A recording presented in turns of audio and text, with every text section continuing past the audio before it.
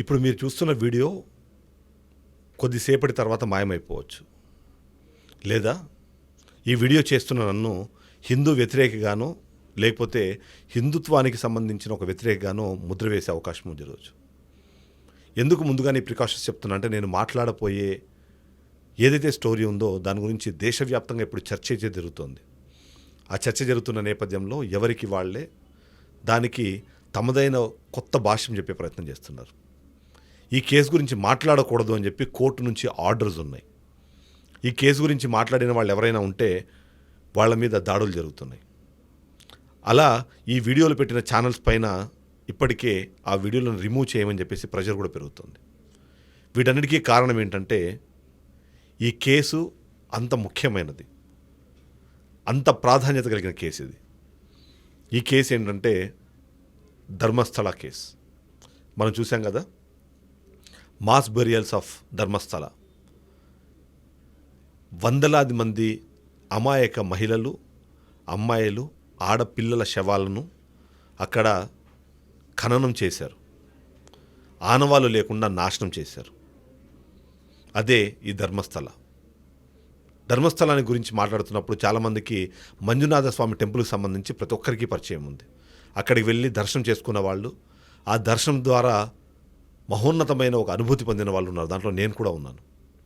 ఒక హిందువుగా శివుడి టెంపుల్కి వెళ్ళి అక్కడ ఉన్న ఆ స్థల పురాణం కానివ్వండి, ఆ స్థల మహిమలు ఏవైతే ఉన్నాయో వాటిని తెలుసుకొని వాటిని ఆస్వాదించి రిటర్న్ వచ్చిన వాళ్ళు చాలామంది ఉంటారు. అందులో నేను ఒకడిని. కానీ ఇప్పుడు వినిపిస్తున్న ధర్మస్థల, ఆ ధర్మస్థలానికి సంబంధించిన స్టోరీ కానివ్వండి, హిస్టరీ కానివ్వండి, ఎంటైర్లీ దాని మీద మనకున్న ఒక ఒపీనియన్ని, దాన్ని నడిపిస్తున్న కుటుంబానికి సంబంధించిన వాళ్ళ మీద ఉన్న ఒక భావాన్ని పూర్తిగా తొలగిస్తాయన్నది ఖచ్చితంగా చెప్పొచ్చు. ఎందుకంటే అక్కడ నేను చెప్పినట్టుగా 463 మంది మిస్సింగ్ అమ్మాయిలకు సంబంధించిన కళేబరాలు ఆ చుట్టుపక్కలే. అయితే నేత్రావతి నది ఒడ్డున కానీ, ఆ పక్కనే ఉన్న పొదల్లో కానీ, ఆ దగ్గర ఉన్న అడవిలో కానీ వీటిల్లో ఎలాంటి ఆనవాళ్ళు లేకుండా ఖననం చేయబడ్డాయి. కొన్ని మృతదేహాలు అయితే అక్కడ కాల్చివేయబడ్డాయి. ఇవన్నీ జరిగాయి. ఈ కేసు గురించి మనం మాట్లాడే ముందు మరికొన్ని కీలకమైన అంశాల గురించి మనం మాట్లాడాల్సిన అవసరం ఉంటుంది. ఎందుకు అంటే ఈ ఘటనలన్నీ జరిగింది 1998 నుంచి 2014 వరకు. దాన్ని ఒప్పుకున్నది, ఈ మొత్తం శవాలను, వందల సంఖ్యలో శవాలను తీసుకెళ్లి ఖననం చేసింది నేనే అంటూ జూలై 4వ తేదీన ఒక 48 ఏళ్ల ఒక శానిటరీ వర్కర్ వచ్చి పోలీసులకు కంప్లైంట్ ఇచ్చాడు. అంతేకాదు, నా చేత బలవంతంగా ఇలాంటి పనులు చేయించారు, చేసిన వాళ్ళెవరు, చేయించిన వాళ్ళెవరు, ఎక్కడ చేశాను, దానికి సంబంధించిన పూర్తి ఆధారాలు నేను ఇస్తాను అంటూ అతను ఒక నల్లటి బ్యాగులో ఒక అస్థిపంజరాన్ని కూడా తీసుకొని వచ్చాడు. ఆ అస్థిపంజరాన్ని చూసి మీరు గుర్తుపట్టండి, ఆ వందల మంది ఎవరినైతే నేను ఖననం చేశారో వాళ్ళకి సంబంధించిన ఆనవాళ్ళు ఎక్కడ నేను చూపిస్తానంటూ కూడా ఆయన క్లెయిమ్ చేశాడు. అయినా సరే ఇప్పటి వరకు పోలీస్ డిపార్ట్మెంట్లో పెద్దగా చలనం లేదు. వాళ్ళు ఆ కేసుని సీరియస్గా తీసుకోవట్లేదు. తీసుకోకపోగా ధర్మస్థలానికి సంబంధించిన ఆ విశిష్టతను తగ్గించేందుకు ఇలాంటి ఆరోపణలు చేస్తున్నారు. ఆ ఆరోపణలను కొద్దిమంది జర్నలిస్టులు కానివ్వండి, మీడియా హౌసెస్ కానీ ప్రమోట్ చేస్తున్నాయి అనే విధంగా ఆ వర్షన్ అలా తీసుకెళ్లారు. ఇది నిజమా? నిజంగానే వందలాది మంది అక్కడ ఖననం చేయబడ్డారా? ఖననం చేస్తే అంతమంది మిస్సింగ్ వాళ్ళకి సంబంధించిన కుటుంబాలు ఎందుకు పోరాటం చేయలేదు? ఈ ప్రశ్నలకు సమాధానం వెతికే ప్రయత్నం మనం చేద్దాం. దానికోసం మనము కొన్ని సంవత్సరాలు బ్యాక్ వెళ్ళాలి. 22 సంవత్సరాల వెనక్కి వెళ్ళాలి మనం. 2003వ సంవత్సరం అనన్య భట్ అనే ఒక అమ్మాయి, మెడికల్ స్టూడెంట్, ధర్మస్థలానికి వచ్చింది. అక్కడ గుళ్ళో దర్శనం చేసుకుంది. ఆ ప్రాంతం మొత్తం కలియదిరిగింది. వాళ్ళ ఫ్రెండ్స్తో పాటు అక్కడికి వచ్చిన అమ్మాయి ఆ ప్లేస్ని మొత్తం చూసింది. ఆ తర్వాత అక్కడ నుంచి స్టూడెంట్స్ అందరూ వాపసు వెళ్ళిపోయారు. కానీ ఈ అనన్య భట్ అనే అమ్మాయి మాత్రం తిరిగి వెళ్ళలేదు.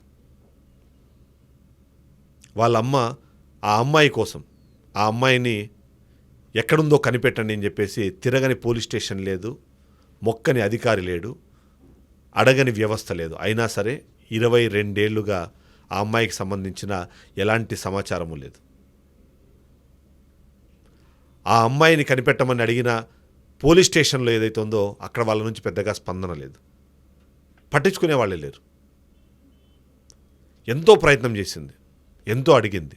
అక్కడ చివరగా ప్రతి ఒక్కరూ చెప్పింది అనన్య భట్ చివరిసారి ఆ టెంపుల్లో ఉన్న ఒక పర్సన్తో మాట్లాడుతుండగా చూసాము, అదే చివరగా మేము ఆయన చూసింది అన్నదే, ఆ అమ్మాయిని చూసింది అన్నది అందరు చెప్తూ వచ్చారు. మరి ఆ కోణంలో దర్యాప్తు ఎందుకు జరగలేదు, అతను ఎందుకు ప్రశ్నించలేదు, అసలు అనన్య భట్ ఎక్కడుంది, చనిపోయి ఉంటే కనీసం ఆమె అస్థిపంజరాన్నైనా నాకు అందించండి అంటూ 22 సంవత్సరాల తర్వాత ఎవరైతే ఈ శానిటేషన్ వర్కర్ చేసిన క్లెయిమ్స్ని బేస్ చేసుకొని ఆ అస్థిపంజరాన్న నాకు ఇప్పించండి అని కోరుతున్న ఆ తల్లి ఆవేదనను మనందరం ఇక్కడ గుర్తు తెచ్చుకోవాలి. ఈ కేసు గురించి డిస్కషన్ ఓవైపు చేస్తూనే మరొక కేసు గురించి కూడా మనం మాట్లాడుకోవాలి. అదే 2012 సౌజన్య కేసు. జస్టిస్ ఫర్ సౌజన్య అని ఈ రోజుకు కూడా క్యాంపెయిన్స్ నడిచే ఒకే ఒక కేసు ఏదైనా ఉందంటే అది సౌజన్య కేసు. ఈ సౌజన్య కేసుకి ధర్మస్థలానికి ఏమైనా సంబంధం ఉందంటే ఎస్, ఆ అమ్మాయికి, ఈ కేసుకి, ధర్మస్థలానికి, మనం మాట్లాడుకుంటున్న ఆ మాస్ బారియల్స్కి అన్నిటికీ కూడా కనెక్షన్. ఎందుకంటే ఈ అమ్మాయి కూడా అదే తరహాలో అత్యంత కిరాతకంగా పాశవికంగా చంపబడింది. 2012లో ఈ అమ్మాయి ప్రీ యూనివర్సిటీ 17 ఏళ్ల సౌజన్య. యూజువల్గా అయితే మనము అలాంటి బాధితుల పేర్లు చెప్పం, కానీ వాళ్ళ కుటుంబ సభ్యులే నా కూతురు పేరు చెప్పడానికి నేను అంగీకరిస్తున్నాను అంటూ చెప్పిన నేపథ్యంలోనే అమ్మాయి పేరు తీసుకోవాల్సి వస్తుంది. సౌజన్య అనే అమ్మాయి రెగ్యులర్గా కాలేజ్కి వెళ్ళింది. ప్రతిరోజు 3:30 నుంచి 4 గంటల సమయంలోకెల్లా ఇంటికి వచ్చే అమ్మాయి ఆ రోజు 7 దాటిన ఇంటికి రాలేదు. కాలేజ్ నుంచి బస్ స్టాపు దిగి అక్కడి నుంచి ఇంటికి నడుచుకొని వెళ్ళడానికి అరగంట సమయం పడుతుంది. కానీ ఆ అరగంట సమయం అన్న గంటలు దాటిన ఇంటికి చేరుకోలేదు. ఆ మధ్యలోనే ఏదైతే మనం చెప్తున్నా ఆ మధ్య అంటే ఏదైతే బస్ స్టాండ్ నుంచి ఇంటికి వెళ్ళే మధ్యలో తన సొంత బాబాయ్ కూడా అమ్మాయిని చూశారు, అక్కడి నుంచి వెళ్తున్నట్టుగా మాట్లాడించారు. ఎందుకు లేట్ అయిందమ్మా ఇవాళ అని. స్పెషల్ క్లాసెస్ ఉన్న వల్ల నాకు లేట్ అయింది బాబాయ్ అయింది అమ్మాయి చెప్పింది కూడా. ఆ తర్వాత 4 గంటల వరకు ఇంటికి చేరుకోవాల్సిన అమ్మాయి 7 అయినా ఇంటికి చేరుకోకపోవడంతో వాళ్ళ కుటుంబ సభ్యులు భయపడ్డారు. చిన్నపాటి గ్రామం కావడం వల్ల అందరినీ రిక్వెస్ట్ చేశారు. దాదాపుగా 300 నుంచి 400 మంది సాయంత్రం 7 గంటల నుంచి తెల్లవారుజామున వరకు కూడా ఆ ఉన్న ప్రాంతాన్ని మొత్తాన్ని జల్లెడబట్టారు. అంతేకాకుండా ఆ పోలీస్ స్టేషన్ వెళ్ళి కంప్లైంట్ చేశారు. కంప్లైంట్ చేస్తే అప్పుడున్న లీగల్ ప్రొసీజర్ ప్రకారం ఎవరైనా ఒక వ్యక్తి మిస్ అయ్యారు అంటే 24 గంటలు దాటిన తర్వాత మాత్రమే కేసు బుక్ చేయొచ్చు, ఆ బుక్ చేసి దాని మీద ఇన్వెస్టిగేషన్ చేయొచ్చు అని ఒక కారణాన్ని చూపించి ఆ కేసుని పోలీసులు పట్టించుకోలేదు. కానీ పట్టించుకోకపోవడానికి వేరే కారణం ఉంది, అది నేను తర్వాత చెప్తాను. అలా 400 మంది దాదాపుగా వాళ్ళ దగ్గర అవకాశం ఉన్న ప్రతి వస్తువుని తీసుకొని ఆ మొత్తం ప్రాంతాన్ని జల్లెడపట్టారు. ఆ తర్వాత అక్కడ కురుస్తున్న భారీ వర్షాల కారణంగా అందరూ ఎవరింటికి వాళ్ళు వెళ్ళిపోయారు. మరుసటి రోజు ఉదయం మనం ఏ సౌజన్య గురించి మాట్లాడుకుంటున్నాం అదే సౌజన్యకు సంబంధించిన మృతదేహము నేత్రావతి నదికి దగ్గరలో దొరికింది. అత్యంత కిరాతకంగా, అత్యంత పాశవికంగా అమ్మాయి 2 చేతుల్ని విరిచి వెనక్కి కట్టి వివస్త్రను చేసి ఘోరంగా అమ్మాయి మీద అత్యాచారానికి పాల్పడి ఆ తర్వాత హత్య చేశారు. ఇక్కడ ఎవరికీ అర్థం కాని విషయం, రాత్రంతా వెతికారు, ఆ ప్రాంతంలో కూడా చాలామంది వెతికారు, కానీ ఆ టైంలో అక్కడ అమ్మాయి మృతదేహం దొరకలేదు. మరుసటి రోజు ఉదయానికి ఆ మృతదేహం ఎలా వచ్చింది? ఆ పక్కనే ఆ అమ్మాయికి సంబంధించిన బ్యాగు, పుస్తకాలు, ఆ అమ్మాయి తీసుకెళ్లిన గొడుగు అన్నీ దొరికాయి. కానీ వాటి మీద ఒక్క చుక్క నీరు కూడా లేదు. రాత్రి అంత స్థాయిలో అంత పెద్ద వర్షం వచ్చిన తర్వాత ఆమె బాడీ మీద కానివ్వండి, ఆ పుస్తకాల మీద కానీ ఒక్క చుక్క వాటర్ కూడా లేదు అంటేనే చాలా క్లియర్గా అర్థమైపోయింది అది రాత్రి కాదు, ఆ మృతదేహాన్ని ఉదయం తీసుకొచ్చి అక్కడ పడేశారు అని. ఇన్వెస్టిగేషన్ చేసే క్రమంలో ఏం జరిగింది అన్న విషయాలు చెప్తే మీరు నిజంగానే ఆశ్చర్యపోతారు. ఈ అమ్మాయి మృతదేహం దొరికిన ప్రాంతానికి అందరూ వచ్చారు, తర్వాత బాడీని తరలించారు. ఆ క్రమంలో పోస్ట్ మార్టం రిపోర్టు నివ్వెరపోయే కొన్ని అంశాలని తెరపైకి తీసుకొచ్చింది. ఆ అమ్మాయి అత్యాచారానికి సంబంధించిన ఆనవాళ్లు దొరకకుండా ఉండడం కోసం ఆ అమ్మాయి ప్రైవేట్ పార్ట్స్లో దాదాపుగా 5 ఇంచుల ప్లేస్ వరకు మట్టిని నింపేశారు. దాని ద్వారా ఆ స్పర్మ్ అన్నది దొరకకూడదు అని. ఆ అమ్మాయి మీద ఉన్న గాయాలు, ఆ అమ్మాయి చేతుల్లో ఉన్న ఏదైతే డిఎన్ఏ ఉంటుందో దాని ఏదాన్ని కూడా పోలీసులు సేకరించలేదు. అంతకన్నా భయంకరమైన విషయం ఏంటంటే ఒక్క ప్రొసీజర్ని కూడా వాళ్ళు ఫాలో అవ్వలేదు. ఆ ప్లేస్ని సెక్యూర్ చేయలేదు, అక్కడ ఉన్న వస్తువుల్ని వెంటనే తీసుకోలేదు, అక్కడ వేరే వాళ్ళు ఎవరిని రాకుండా ఆపలేదు, అక్కడ సాక్ష్యాధారాలు ట్యాంపర్ అవ్వడానికి ఏ అవకాశాలు అవుతున్నాయి అన్ని అవకాశాలని కూడా వాళ్ళు కంటిన్యూ చేశారు. ఇక ఆమె బాడీలో దొరికిన వీర్యం ఏదైతే ఉందో దాన్ని అప్పుడు పనిచేసిన స్టేషన్ హౌస్ ఆఫీసర్ దాదాపుగా 17 రోజుల పాటు కనీసం దాన్ని టెస్ట్ కూడా పంపించలేదు. ఎందుకు పంపించలేదు అని అడిగితే తను చెప్పిన చాలా సింపుల్ ఆన్సర్, నేను మర్చిపోయాను అని. వీర్యం దొరికిన 24 గంటల లోపు దాన్ని టెస్ట్ చేస్తే దాని DNA ద్వారా ఎవరు ఏంటి అన్నది డీటెయిల్స్ తెలిసే అవకాశం ఉంది. కానీ అలా కాకుండా 17 రోజుల పాటు మర్చిపోయానని చెప్పి దాన్ని గుర్తించే అవకాశం లేని సమయంలో మాత్రం దాన్ని బయటపెట్టారు. ఇక్కడ ఈ ఇన్వెస్టిగేషన్ ఎంత ఘోరంగా జరిగిందన్నది మనం చెప్పొచ్చు. ఆ తర్వాత 24 గంటల సమయంలోనే సంతోష్ రావు అనే ఒక వ్యక్తే ఈ మొత్తం చేశాడు, మేము చూసామంటూ ఒక 4 యువకులు అతన్ని కొట్టి తీసుకొచ్చి పోలీస్ స్టేషన్లో అప్పచెప్పారు. ఆ వ్యక్తి పేరు సంతోష్ రావు. సంతోష్ రావు అనే వ్యక్తినే ఈ 4 యువకులు తీసుకొచ్చి ఇతనే అత్యాచారం చేసి హత్య చేశారని చెప్పడము, పోలీసులు దాన్ని నమ్మి అతన్ని చిత్రహింసలు పెట్టి ఆ నేరాన్ని ఒప్పుకోమని అతన్ని హింసించి, ఆ తర్వాత ఆ కేసు పోలీసుల నుంచి సిఐడికి, సిఐడి నుంచి సిబిఐకి, ఎక్కడికి వెళ్ళినా సరే ఈ సంతోష్ రావే హత్య చేశారు అనే విధంగా వాదించే క్రమంలో ఒక్కరు కూడా చెప్పలేని విషయం అసలు సంతోష్ రావు ఆ టైంలో అక్కడ ఎందుకున్నాడు. సంతోష్ రావు మీద అప్పటికే ఉన్న ఆరోపణ అతనికి మెంటల్ స్టెబిలిటీ లేదు అని.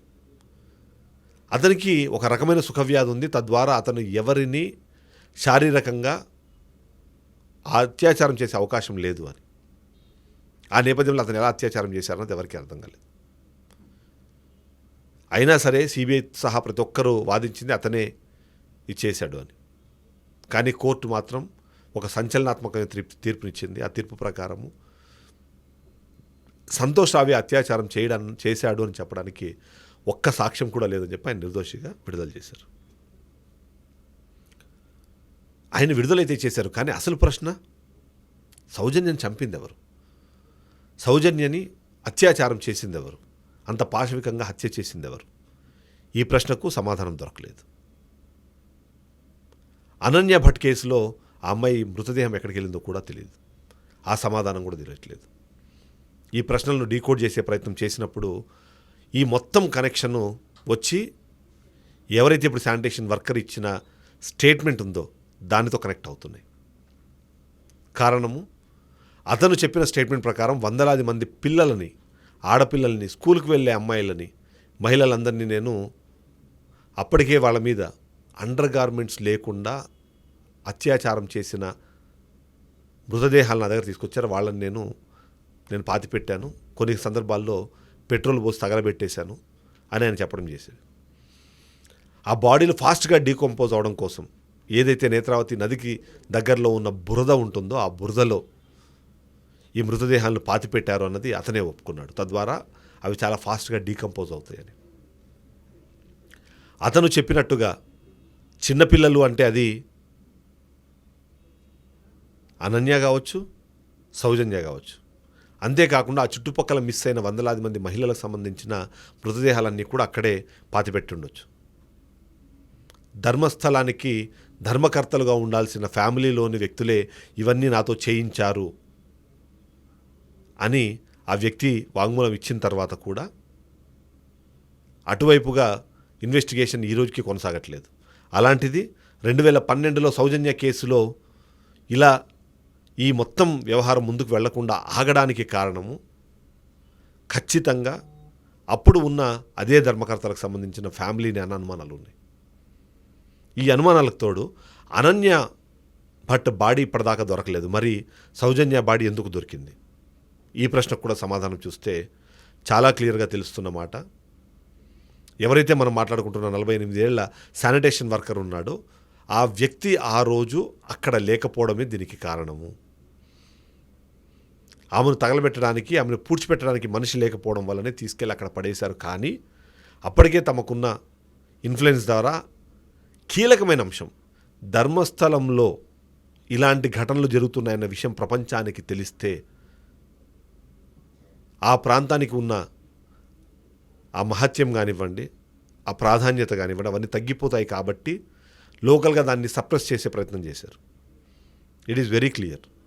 అవి చేస్తున్నది, చేయించింది, వాటికి పూర్తి స్థాయిలో కారణభూతులైన వాళ్ళు ఆ ధర్మకర్తల మండలికి సంబంధించిన వ్యక్తులే అనేది చాలా క్లియర్గా అర్థమవుతుంది.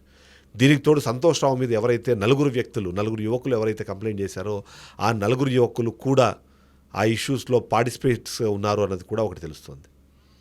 ఆ ధర్మకర్తల మండలికి సంబంధించిన బంధువు అందులో ఉన్నారు, అక్కడే పనిచేసే వాళ్ళు కూడా అందులో ఉన్నారు అని చెప్తున్నారు. అంటే ఆ నేరంతో వాళ్ళకు డైరెక్ట్గా సంబంధం లేకపోయినా ఆ కేసు నుంచి తన కుటుంబ సభ్యుల్ని తప్పించేందుకు సౌజన్య అత్యాచారం వాళ్ళ హత్య కేసుని సంతోష్ రావు మీద తోయడం ద్వారా వాళ్ళు ఆ వ్యక్తిని కాపాడారు అన్నది మనకు అర్థమవుతుంది. ఇక ఎవరైతే మనం మాట్లాడుకుంటున్న 48 ఏళ్ల శానిటేషన్ వర్కర్ ఉన్నాడో ఆ వర్కరు 1998 నుంచి 2014 వరకు దాదాపుగా 16 సంవత్సరాల పాటు ఇలాంటి కార్యక్రమం చేసే క్రమంలో అతన్ని ఆ ధర్మకర్తల మండలికి సంబంధించిన కుటుంబ సభ్యులు ఎలా ప్రెషర్ చేశారు, ఆయన ఎలా బెదిరించారు, ఎలా భయపెట్టారు, వాళ్ళ కుటుంబ సభ్యుల్ని కూడా చంపేస్తామని ఏదైతే చెప్పారో వాటన్నిటికీ సంబంధించి అతను భయపడడం ద్వారా ఇవన్నీ చేశానని చెప్పి వాంగ్మూలం ఇచ్చారు. ఇవి సరిపోవు అన్నట్టు 2012లో తన సొంత కుటుంబ సభ్యుల మీదనే ఇలాంటి అఘాయిత్యం జరిగిందని దానివల్లనే నేను ఆ ప్రాంతాన్ని వదిలి వెళ్ళిపోయానని చెప్పారు. కానీ 10 ఏళ్ల తర్వాత ఏదైతే తను చేసిన తప్పులు తన జీవిత చరమాంకంలోకి వచ్చిన నేపథ్యంలో ఇప్పటికీ నేను దాన్ని కన్ఫెస్ చేయకపోతే నాకు నా ఆత్మకు శాంతి దొరకదు అనే ఒక ఉద్దేశంతోనే ఆయన బయటికి ఇప్పుడు వచ్చి చెప్పారు అన్నది ఆయన చెప్తున్న ఒక వాంగ్మూలం. కానీ దీంట్లో నిజాలు తెలియాల్సి ఉన్నా సరే 463 మందికి సంబంధించిన మిస్సింగ్ కేసెస్ అక్కడ ఇప్పటికీ అన్ట్రేజబుల్గా ఉండడం అన్నదే చాలా భయంకరమైన వాస్తవంగా మనం చూడాల్సిన అవసరం ఉంటుంది. కొన్ని సందర్భాల్లో ఆధారాలు లేవు కాబట్టే వాళ్ళు ఇవ్వలేకపోయారన్న విషయాన్ని కూడా మనం గుర్తుపెట్టుకోవాలి. ఏది ఏమైనా ధర్మస్థలం అంటే మనం ఇప్పటిదాకా ఒక పవిత్ర స్థలంగా, ఒక శైవ క్షేత్రంగా మనము మాట్లాడుకొస్తున్నాం. కానీ అదొక పెద్ద శ్మశానమా ఇవ్వాలా, వందలాది మందిని తనలో కలుపుకున్న ఒక శ్మశానమా, వందలాది మంది అమాయక మహిళలను పొట్టన పెట్టుకున్న స్థలమా, వారి గావు కేకలను, వాళ్ళ ఆక్రందనలను లాగేసుకున్న అడవి ప్రాంతమా అది అన్న అనుమానం ఇప్పుడు అందరికీ వస్తుంది. ఈ శానిటేషన్ వర్కర్ చేసిన కంప్లైంటు, అతను ఇస్తున్న వాంగ్మూలాలు, అతను ఎక్కడెక్కడ ఎవరెవరిని పాతిపెట్టానో చూపిస్తానని చెప్పినా సరే ఇప్పటికీ కదలని ప్రభుత్వ యంత్రాంగము, పోలీసు యంత్రాంగం అసలు ఏం జరుగుతుంది? నేను మొదట్లోనే చెప్పాను, ఈ వీడియో కొద్దిసేపటి తర్వాత కనిపించకపోవచ్చు, లేదా నన్ను హిందూ వ్యతిరేకి అని చెప్పి ముద్ర వేయచ్చు. ఎందుకంటే ధర్మస్థలానికి సంబంధించిన ఆ పవిత్రతను చెడగొట్టేందుకే కొంతమంది ఇలాంటి క్లెయిమ్స్ చేస్తున్నారు అనే విధంగా చెప్తున్నారు. నిజంగానే అలాంటి విషయంలో మీరు నన్ను నిందించాలి అనుకుంటే ఆ 463 మంది ప్రాణాలకు సమాధానం చెప్పి, వాళ్ళ చావులకు సమాధానం చెప్పి నన్ను మీరు హిందూ వ్యతిరేకి అన్నా పర్లేదు, ఇంకొక వేరే రకమైన బిరుదు నాకు ఇచ్చిన, అపవాదు నా మీద వేసిన నాకు అభ్యంతరం ఏం లేదు. ఆ 463 మంది చనిపోయిన వాళ్ళ ఆత్మలకు శాంతి దొరకాలి అంటే ఆ చంపిన వ్యక్తి ఎవరైతేనో అతనికి శిక్ష పడాలి. అటువైపుగా ఇది మొత్తం నడవాలి. ఎవరు చంపారో తెలియకుండా దశాబ్దాలుగా పోరాటం చేస్తున్న సౌజన్య తల్లిదండ్రులు కనీసం అస్థిపంజరం ఇస్తే దానికి నేను అంత్యక్రియలు జరుపుకుంటాను అంటూ కోరుకుంటున్న అనన్య భట్ తల్లి, వీళ్ళందరినీ చూసైనా సరే పోలీసులు సీరియస్గా దీని మీద ఇన్వెస్టిగేషన్ చేసి తప్పు చేసిన వాళ్ళు ఎవరో పట్టుకోవాల్సిన అవసరం ఉంది. అలా చేయకపోతే న్యాయం దొరికే అవకాశం ఇక్కడ సామాన్యులకు ఉందా అన్న ప్రశ్న ప్రతి ఒక్కరూ అడుగుతారు. కేవలం ఒక మతాన్ని అడ్డం పెట్టుకొని, ఒక దైవ క్షేత్రాన్ని అడ్డం పెట్టుకొని ఒక కుటుంబం ఇంత ఇలాంటి వాటికి పాల్పడినప్పుడు వాళ్ళని శిక్షించకపోతే దేవుడు శిక్షిస్తాడనే నమ్మకం ఎలా కలుగుతుంది మనుషులు అన్నది వాళ్ళ అందరికీ వినిపిస్తున్న ప్రశ్న. ఏదేమైనా ఈ కేసులు తొందరగా సాల్వ్ అవ్వాలి, వాళ్ళ ఆత్మలకు శాంతి కలగడంతో పాటు ఆ నిందితులకు శిక్ష పడాలని మనం కోరుకుందాం. Thank you.